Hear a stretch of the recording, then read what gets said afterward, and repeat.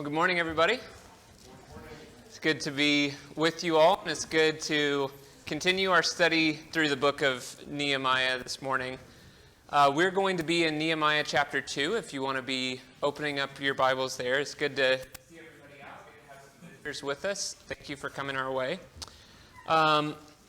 Just before we get started into our study in Nehemiah 2 this morning, since I have the chance while I'm up here, just wanted to say thank you to everybody who helped so much with our move yesterday. It was a great blessing to have so many helping hands and people chipping in lots of different ways.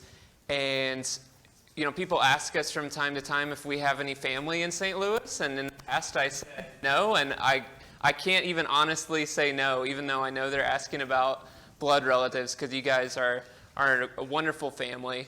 And we're just very blessed by you and glad to be here working with you. So let's open up in a word of prayer, and then we'll get into our study this morning. Dear Father in heaven, you've blessed us in so many ways, and we thank you for all of them. You are a great and a faithful God, and the same principles and the same way that you were in the book of Nehemiah thousands of years ago is the same God that you are today. Help us to put our trust in you. Help us to grow from this study, that we could be more like you and shaped and fashioned in your image and shining your light out to this world, to those who need you as all of us do. In your Son's name, amen. All right, so very briefly, because I know it's the summer season, and so lots of us are going to be traveling from week to week. So just by way of review from last time, I put the picture of the ancient wall of Jerusalem that was recently excavated back up there to remind us that last time in chapter 1, we basically talked about the need for walls. Because if we're spending a whole quarter on Nehemiah and rebuilding the wall, I think one of the obvious questions is, well, why does that matter to us? You know, why does an ancient building project have relevance to us? And so we talked about the fact that the walls around Jerusalem were not just a physical or military structure. They were a dividing line that said God's people belong inside these walls, and everything that's not God's is outside the walls. They were a symbol of holiness and separateness. And so we talked last week about how that pertains to us and the need that we have to build walls that say that we are distinct. You know, we talked about Jesus saying, if the salt loses its saltiness, what good is it? And that we are to be a people who are set apart. And so as we think about and go forward in the book, which this whole quarter is going to be about building the wall, I just want to make sure that you're thinking not just on that physical level or just about how a project gets done, but about how we can set ourselves apart for God. We also looked at Nehemiah's prayer at the end of chapter 1, and that showed him turning to God and laying his problems before God. And it showed God being faithful to his promises. 1,000 years before this, God promised Moses in the book of Deuteronomy, if you fail and the people go into captivity and you wander off, but you decide to return, I'm going to take you back. And here we are at the end of that 1,000 years. The people have been in captivity, and yet they're starting to turn their hearts back to God, and he's being faithful to that promise. So that takes us into chapter 2, and there's basically two things that I want to accomplish this morning, and two themes that we are going to go through for this chapter. And the first one is about difficult conversations. So we've got Nehemiah going before the Persian king, and we're going to talk about how fraught with difficulty that would have been, and everything that goes into a situation like that, and see what we can learn from sort of our most stressful situations and how we can handle those with God. And then in the second half of the class, we're going to think about the value of wise planning, because I think we're going to see all throughout Nehemiah that he is a planner. He is a project manager. If Nehemiah was around today, he would have a lot of spreadsheets, I think. He would have detailed notes on everything. And so we're going to think about what that means for us in our Christian life. And when I was setting that up, I wasn't that excited about the idea of planning. I mean, I love a good plan, but I know it's not always like the most fascinating topic. But I think we're going to see a lot of really good application for why we need a plan and setting our course and then going down it. So let's go ahead and get into the text. These are just our questions from last week that hopefully you've had a chance to read the chapter and to simmer on some of these questions that are going to point us toward our themes. But let's start in Nehemiah 2. Mark, would you mind to read for us Nehemiah 2, verses 1 through 8? In the month of Nisan, in the 20th year of King Artaxerxes, when wine was before him, I took up the wine and gave it to the king.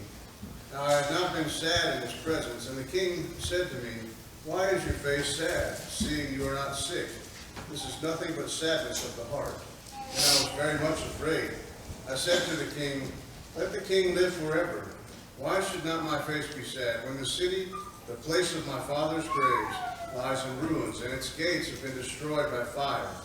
Then the king said to me, "What are you requesting?" So I prayed to the God of heaven, and I said to the king, "If it pleases the king, and if your servant has found favor in your sight, that you send me to Judah, to the city of my father's graves, that I may rebuild it." And the king said to me, the queen sitting beside him, "How long will you be gone? And when will you return?" So it pleased the king to send me when I had given him a time. And I said to the king, "If it pleases the king, let letters be given to me, to the governors of the province beyond the river, that they might let me pass through until I come to Judah. And a letter to Asaph, the keeper of the king's forest, that he may give me timber to make beams for the gates of the fortress of the temple, and for the wall of the city, and for the house that I shall occupy." And the king granted me what I asked, for the good hand of my God was upon me. Okay, thank you, Mark. So take a second, look through those 8 verses, and I just want to hear from you. What do you observe about this conversation or this interaction? What stands out to you as we read those 8 verses?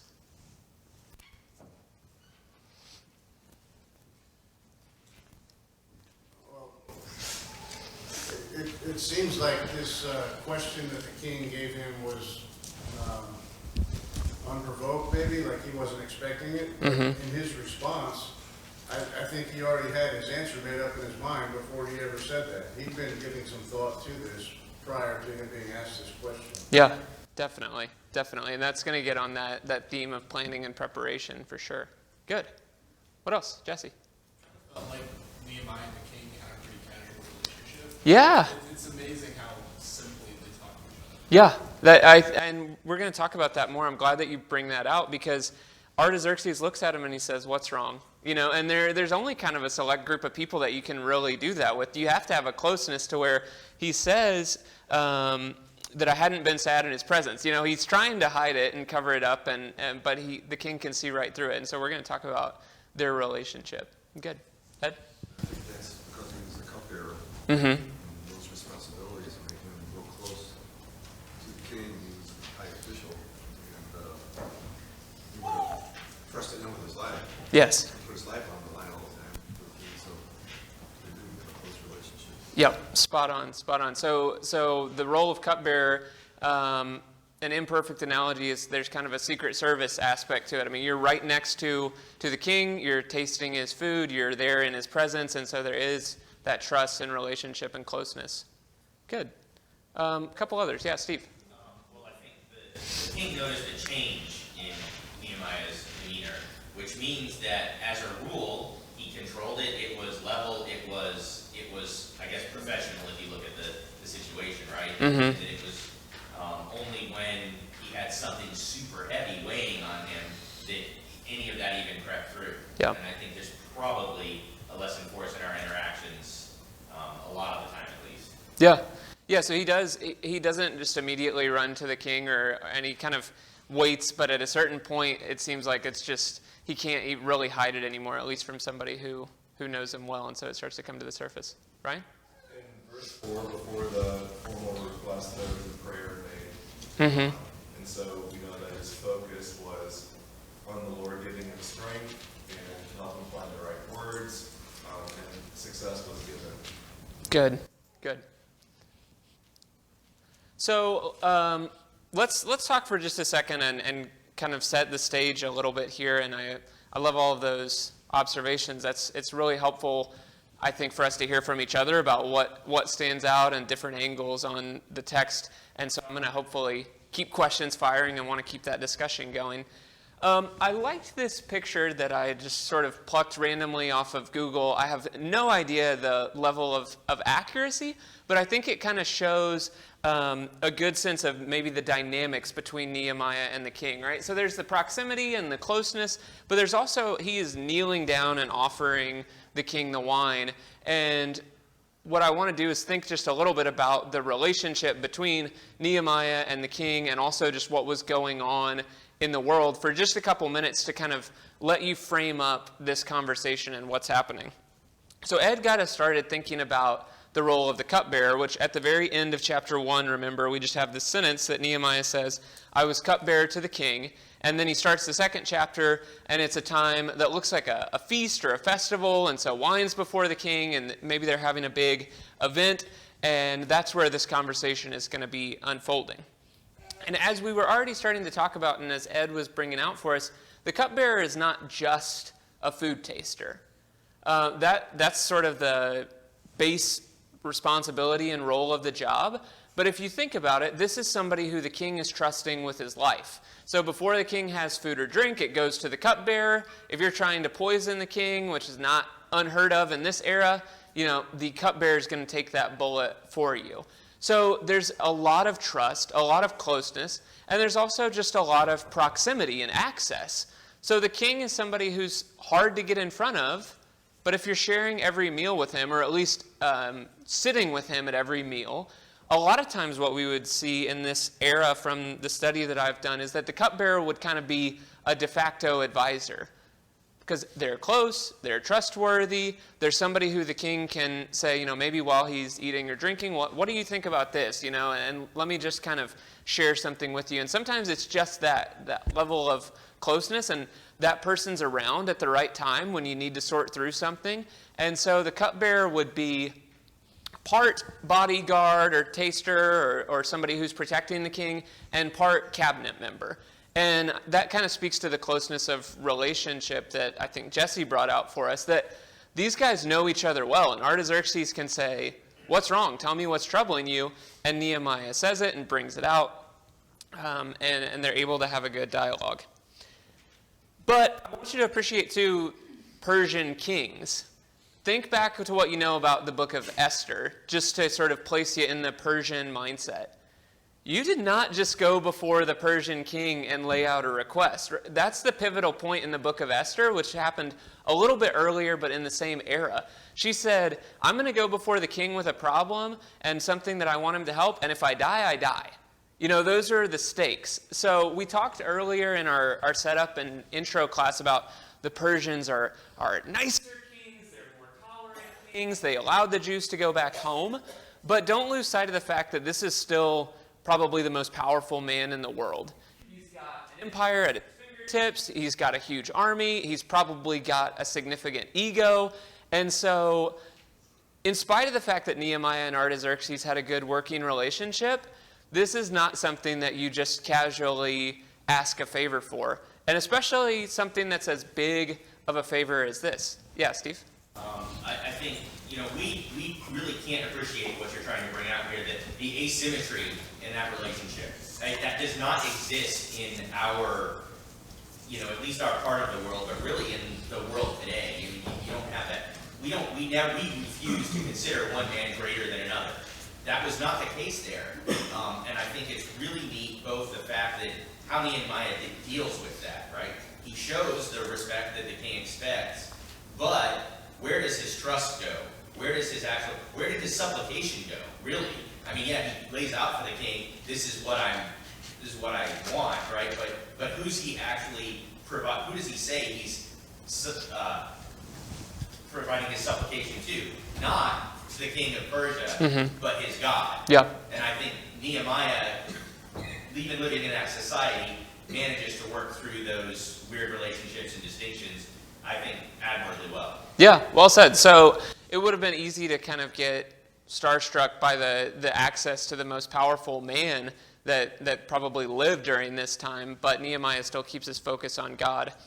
And one other thing that I wanted to sort of bring out, we've got the cupbearer and understanding that. We've got the Persian kings and their sense of order and power. And then you also have the reputation of the Jews in this era. And really throughout a lot of Jewish history, the Jews are known as an insubordinate people. They are not very good subjects to any empire. You know, you can think about during Jesus' time, there were these little pockets of Jews who wanted to rise up and overthrow the Romans. And spanning back throughout history, that was something that was fairly common. When the Jews were under someone's thumb, they were trying to get out, which is natural. And also we think about the promises made to the Jews that they know they're God's chosen people. They have a promised land. They have things coming to them. And so it would be understandable that they say, well, why are we under someone's thumb? You know, and they could be rebellious. If you were to look back at Ezra, the book before this, in Ezra chapter 4, where the people are trying to rebuild the temple, so maybe 50 to 100 years before this, they start rebuilding the temple, and enemies in the promised land write to the Persian king, and they're going to basically tattle on the Jews, and they say, you don't want them to rebuild the temple. And they even tell the Persian king, they say, look back at the history of the Jews. Like, just go back in the books, check the records, see what you think about the Jews, and see if you think it's a good idea that they start to get any autonomy, any foothold, any temple. And the Persian king does in this previous era, and he stops the work, and he says, you can't have a temple. They're right, you are a rebellious people, and I don't want to be, giving fuel to that fire at all. So we have all of that context. We have a ruler who has absolute power, we have his trusted subject, and we have the Jews who have this reputation of not being the type of people who you want to give much leash to and who you want to let out of your sight because you're going to need to keep good control on them. Now think about what Nehemiah was asking. Not only is there the power gap between him and the king, but king, can I leave your service where I'm a trusted advisor to you, and I'm going to go 800 miles away for a long time, and what I'm going to do is rebuild a military fortification for the Jewish people. Is that okay? That's a tough ask. That is a very tough ask, and I did a lot of reading on it, and I probably can't give the full sense of all of the history and backstory, but I think you get the idea of how difficult this was going to be. Look at the end of verse 2. How does Nehemiah feel when the pivotal moment is finally here?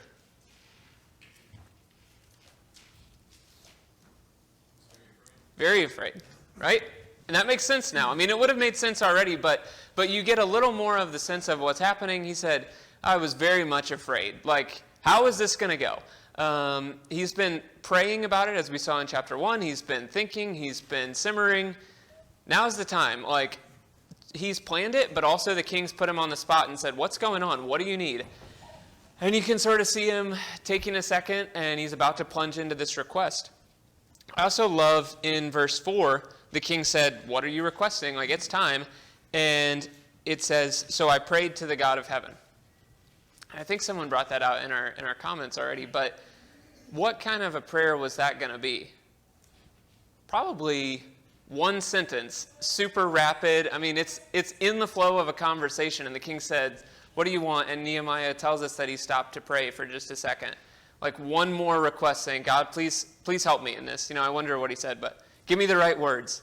Soften his heart, help our cause. Whatever he said, like it probably was just a handful of words, but that shows his reliance on God, that's going to be his way to get through this. And then, I'll get to you in just a second, Kevin. Looking at verses 5 through 8, what do you notice about the actual way that Nehemiah makes his request? What does he say? How does he go about it? How does his attitude come across? What do you see in his request itself? He really tries to soften his approach by saying, if it pleases the king, and if I've been a good servant, or if all these things, Yeah. and listen to me. He's trying to put it in the best light possible before he even says what he's going to say. Yeah, absolutely. So he's very deferential. He's humble. He's trying to put it in the best possible light. Luke, did you have something? Yeah, I there's a few things today. So in verse 4, the king says, "What would you request?" So he saw that his heart was sad. He's like, "All right, so what do you want?" And then, or let's make it clear what you want. And then he talks about what he wants. And then let's see. The queen sitting in verse 6, is it saying that the king was asking, or the queen talked to Artaxerxes about how long the journey would be? Yeah, in my Bible it's in parentheses. It says, the king said to me, which of course that's just an editor adding it, but in parentheses, the queen sitting beside him. So it seems like that detail is in there, but we don't exactly know what to make of it, like what her influence was. But I didn't know if the queen was asking, so how long are you going to be going? it's possible. She's definitely there and involved, but it's hard. Going back now, looking at it, it's hard to know exactly what her role would have been. But yeah. Steve, and then Kevin, I'll come back to you. I was struck by the parallels with 1 Peter chapter 3. In verse 15, it says, "Sanctify in your hearts Christ as Lord, being always ready to give an answer to every man who asks you a reason concerning the hope that is in you, yet with meekness and fear, having a good conscience, that wherein you are spoken against, they may be put to shame who revile your good manner of life in Christ." And I think the trust that Artaxerxes had in Nehemiah reflected trust that Nehemiah had built up over an extended period of time. And then also one of the points we make usually when we go into that verse is somebody has to figure out and know to ask you, right? And Nehemiah put himself in a situation where he was asked, and as soon as he was asked, he knew exactly what it was that he needed. Good. And that's what we need to be prepped for. Good. Kevin? I was just noticing, I was thinking about in chapter 1, and you talk a lot about the planning, and so chapter 1, the prayer is really that pre-plan execution. Preparing to execute the plan. And then, the section in chapter 2 that we're looking at is the execution of that plan. And what was really standing out to me is like you get briefly the post plan. Like now Artaxerxes said, "Good, here's your request is granted." And so, just looking at the wording that occurs during the prayer and then during the plan, there's a lot of connection and syncing up because Nehemiah is asking God, like, your ears be attentive, and, eyes open. He says that multiple times. Verse 10, he says, he refers to the strong hand of God that had redeemed to the people. And then at the end, in the post-plan, that last verse that we read, "And the king granted me what I asked, for the good hand of my God was upon me." So there's the contrast in the beginning of the strong hand and the good hand. And what that was making me think of was, a lot of times I feel hesitant or reluctant, like I'll have prayed something and then the plan is executed and it works out as I prayed. And then I'm reluctant to look at it and say, well, God's hand was upon me, and that's why it succeeded. And there's no doubt or question. Yeah. Nehemiah prayed before, he prayed during, Yeah. and then he says, God's hand was upon me. Good. That's Yeah. a good example. Absolutely. Absolutely. Okay. So we're going to kind of build off of that. In just a second, I'm going to put a question on the board, and I just want you to shout out your answer. I think it's an easy question. If you're a little tentative about making your own comment, like this time, we're going to have the whole group behind you. So here's the question, and just blurt out your answer. Who is the hero in the book of Nehemiah? All right. It was a little harder than I indicated, because you want to say Nehemiah, but the answer is God. And the reason I bring that up now is because that's what Kevin was starting to bring us to. God is the hero in Nehemiah. And so when we look at 2:1-8, and we're about to move to our second half to talk about planning, but I just wanted to be really clear that Nehemiah makes his request really well, right? He's really tactful, he's really graceful, he's really thoughtful, he's really diligent, but none of that would have mattered if God wasn't with him. And he brings that out in chapter 2 and verse 8. He says, "We succeeded because my God was with me." And you could look at all of these other references in 2:20, 4:15, 4:20, 6:16. they're all similar sentences. We built the wall, we progressed because God was with us. We overcame opposition because God was with us. And what I don't want us to do that's easy to do sometimes in this book is, look at all the awesome things about Nehemiah and finish the class and say, if I'm just more like Nehemiah, I've got it. He is a good example, and let's take things from him, but the hero on every page of Scripture is God. And so Nehemiah could have used all 7 habits of highly effective people. He could have, known how to win friends and influence people, and he could have been like the most tactful, graceful, best salesman that there was. And we already outlined all the reasons that this request could have fallen flat. The reason it succeeded, Nehemiah was a good vessel, sure, but this was God's plan. And so when we think about how do we navigate big moments, how do we handle difficult conversations, how do we go about trying to persuade someone to see things God's way? Lean on God. Give it to God. Put your faith in God.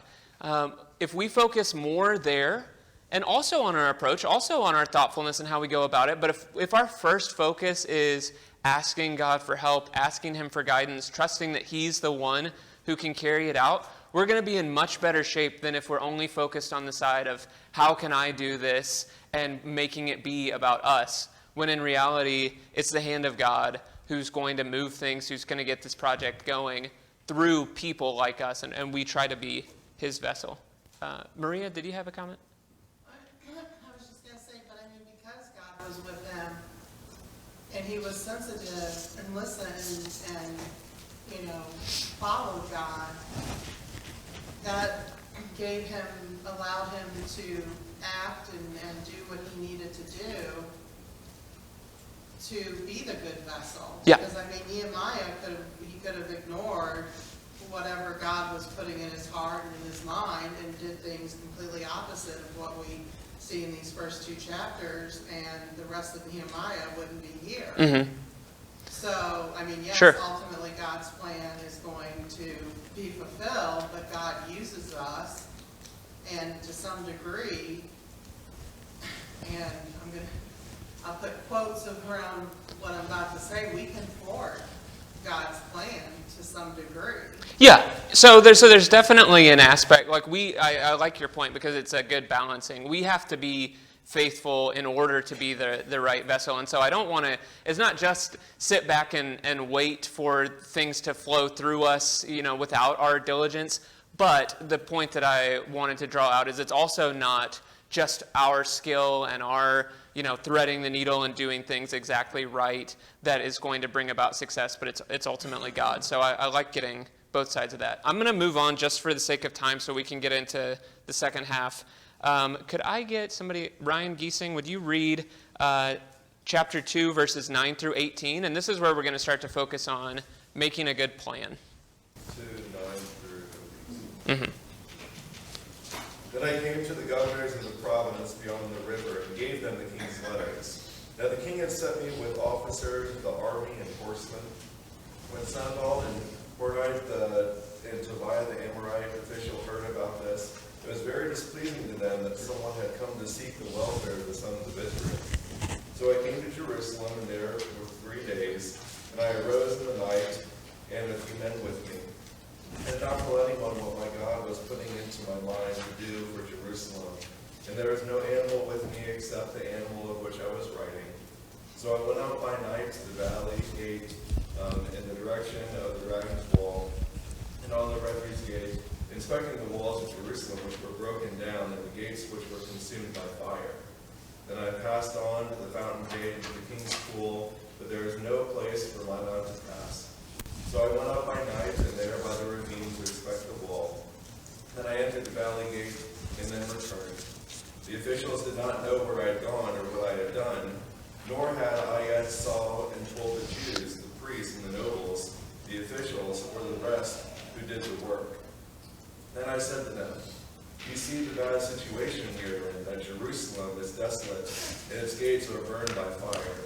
Come, let us rebuild the wall of Jerusalem, so that we will no longer be a reproach. I told them how the hand of my God had been favorable to me, and also about the king's words which he had spoken to me. And then they said, let us arise and build. So they put their hands to do good work. Thank you. Okay, so we're going to move relatively quickly through the text here so that we can think about the point about planning and planning in our lives.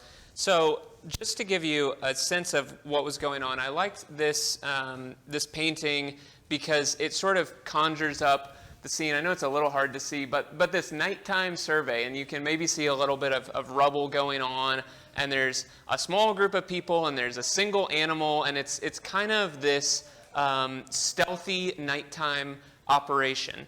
And we get details about Nehemiah kind of starting down here at the valley gate and swinging out to the dung gate, the fountain gate, the king's pool. You know, he's kind of telling us in the text that he is starting his survey of the wall down here in the lower part of Jerusalem. And eventually, he'll go through and survey all of it. And he takes this small group. He walks through by night, which we can go ahead and assume is just to not attract undue attention until he's ready to get his message out. He kind of lines everything up, and then he goes out and talks to the people. So let's talk for a second. As you look back and reflect on what we've seen so far, including especially what we just read, where do you see examples of wise planning?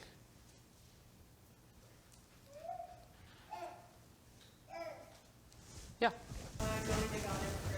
Good. Yeah, absolutely, Emily. So he spends the whole, or much of the first chapter in prayer. And, you know, in chapter 1 and verse 1, it tells us that things were happening in the month of Kislev.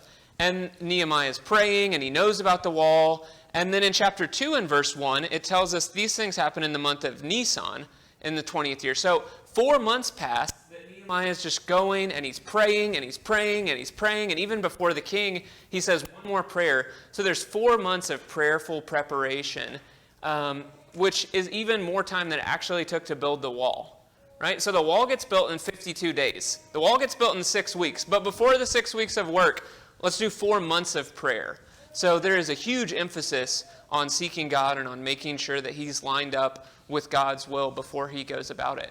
Great point. What else?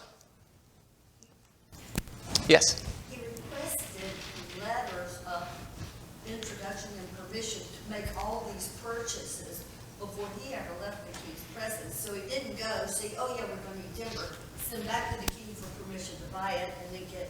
Yes. Yeah. It was nothing like the way that me and Erica loaded up Jude in the car this morning in our new house. There's like 14 trips back in and out because, oh, we need this, we need this, we need this, which is a silly illustration, but it was very well thought out, as you were saying, Gigi, that he said, I'm going to need letters basically to give me passage through all these lands, that when I come to the next place, they'll know that this is a sanctioned mission from the king. And I'm also going to need materials, and here's the person I'd like to request them from, and here's what I'm going to need them from. Can you write Asaph and say I need timber, and I need it for the temple, and I need it for the wall, and also can I get some stuff to build my own house? Like, he was really methodical and thought out. That's in chapter 2, verses 6 and 7 and 8, that he's got all of those details already in mind. Good. Yeah, Luke.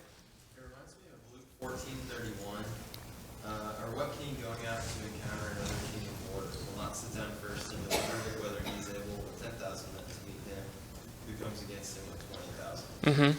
So he knows what he's up against. So we just read, let's see, chapter 2, verse 6, I think. But he gave them a definite time.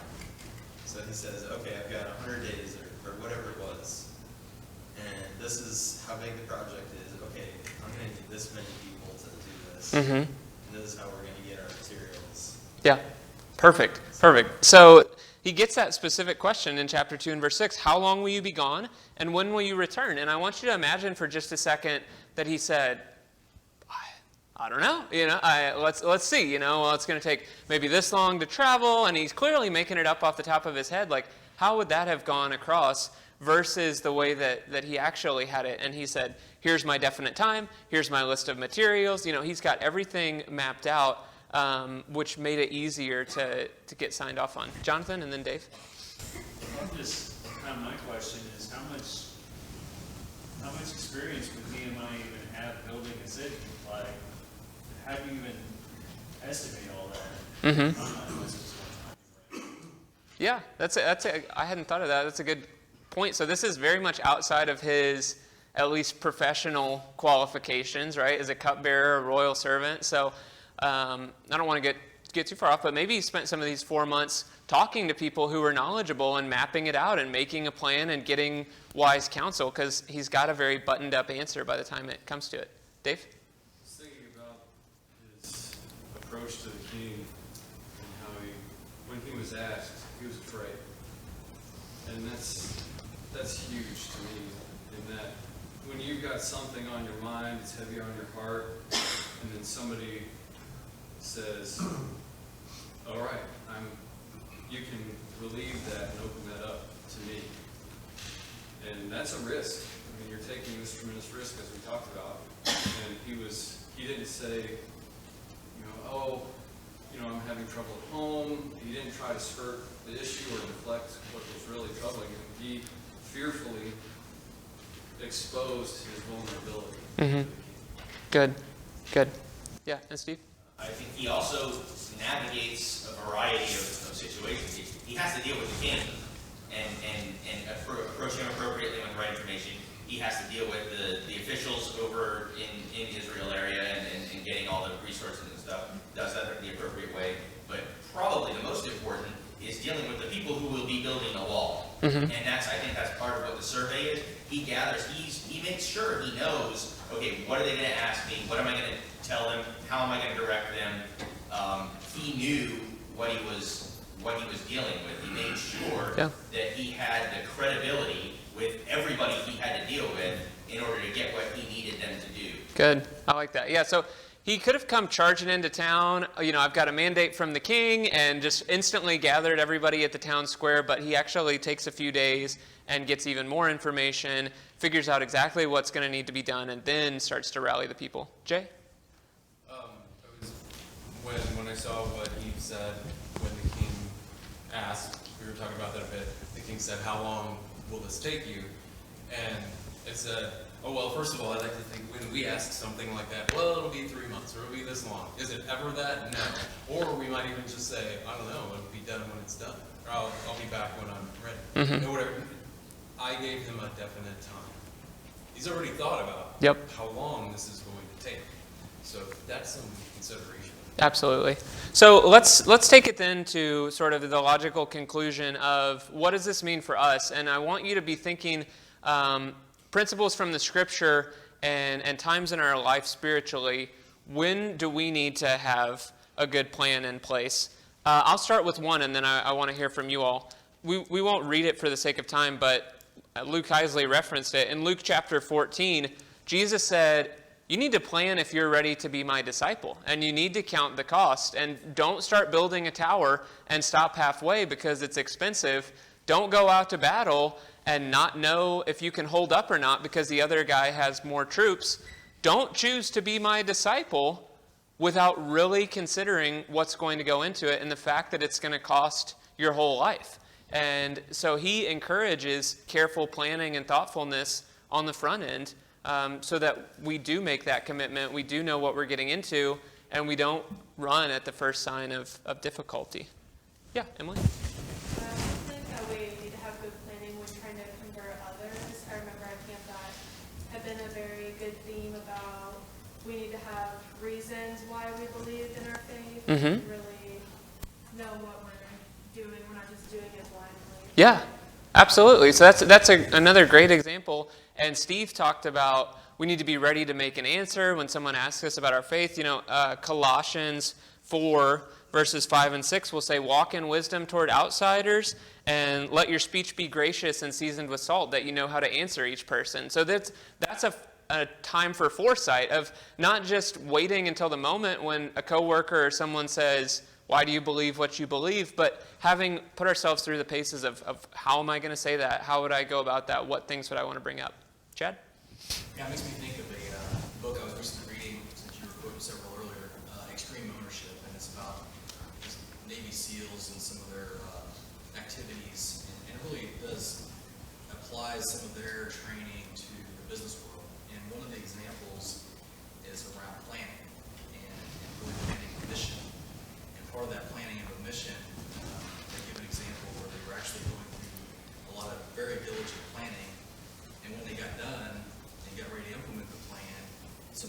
intel came in.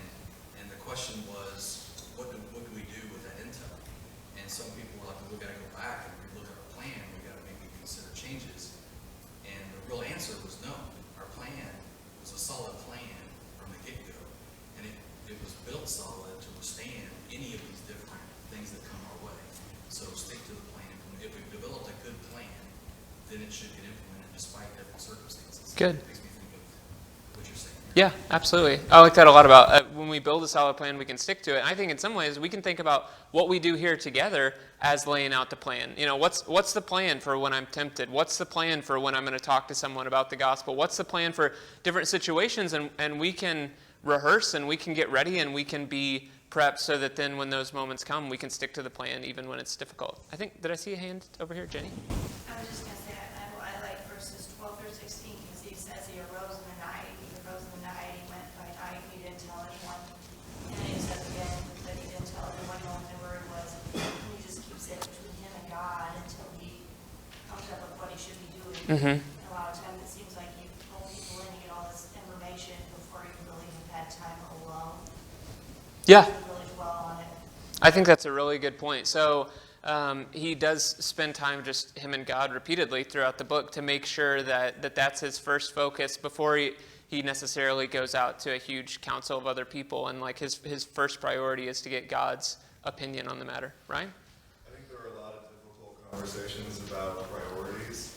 The priority was to build the temple and then the wall, not the homes and the public facilities first. But I think that really applies to our relationship with Jesus. I remember the difficult conversation with a potential disciple who said, well, let me go and bury my father first. Well, Christ said, well, you're in the presence of the Son of Man. Let the dead bury themselves. And so I think the priority is that we're going to build the wall first. We're going to focus on that rather than giving luxury to something else. Mm-hmm. Good. So we've talked about some of these here, a few that I came up with. You know, times where detailed planning, thoughtfulness is going to help us. You know, before we share the gospel, before we make a major life decision, and the scripture reference is Jesus praying all night before he appoints his apostles. If anybody could have skimped on the planning, you know, he was the Son of God, and yet he was slow and diligent and prayerful about embarking on this next phase.